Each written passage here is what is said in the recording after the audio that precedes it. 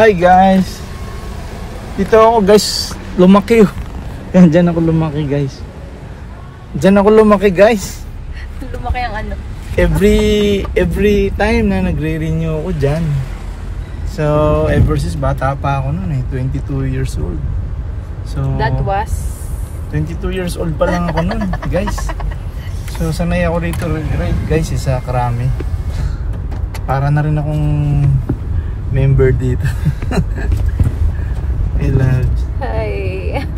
Buti na lang tinutulungan ako ng asawa ko. Madali na lang mag-process ngayon dito, guys. Book your appointment first. Okay, thank you. Ayan, may sarili silang chapel. Ganda na. Yan.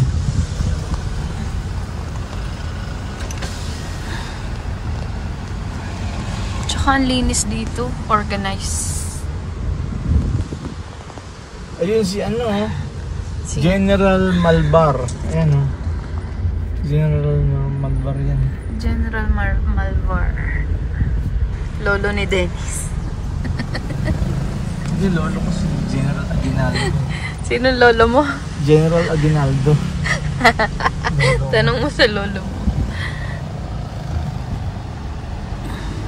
Ito lang yung may building nila yan.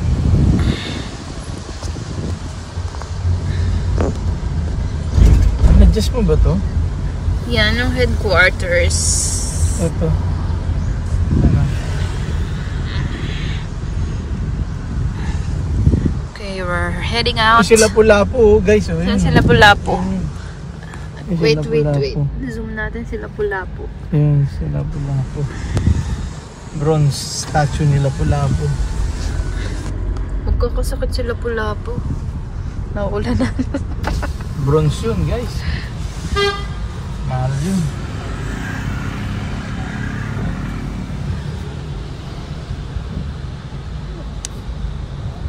Guys, kailangan pag pupunta ka dito sa Krami, meron kang driver. Ang hirap kaya dito mag-park. Walang parking dito kaya dapat maabilidad ka. Saka sanay na kami rito, guys eh. Kailan pa ba ako nag-start magpunta dito? Nung 22 pa lang ako, guys. 22. So, more than 30 years na pala ako dito. May mga pangalan ng pabalik-balik sa Krami. Para na nga akong pulis dito, guys eh. Pulis. Mas kabisado ko pa nga to, guys, kaysa sa mga pulis eh. Diba? Uy, kabisado ko na rin to kasi nakailang ikot na ako. Oh, bawal, walang parking. Makakabisado mo talaga tong Krami, guys, pag nagre-renew ka ng barrel dito, ng permit, gun permit. Ganun man. Kasi dati naglalakad lang ako rito, may mga kantin pa dyan, ngayon wala na, naging malinis na. Dati mahirap dito. Mahirap, maraming tao, maraming pila, maraming mga nagbebenta, mga vendors sa loob. Ngayon wala na lang, guys, mga kinis na.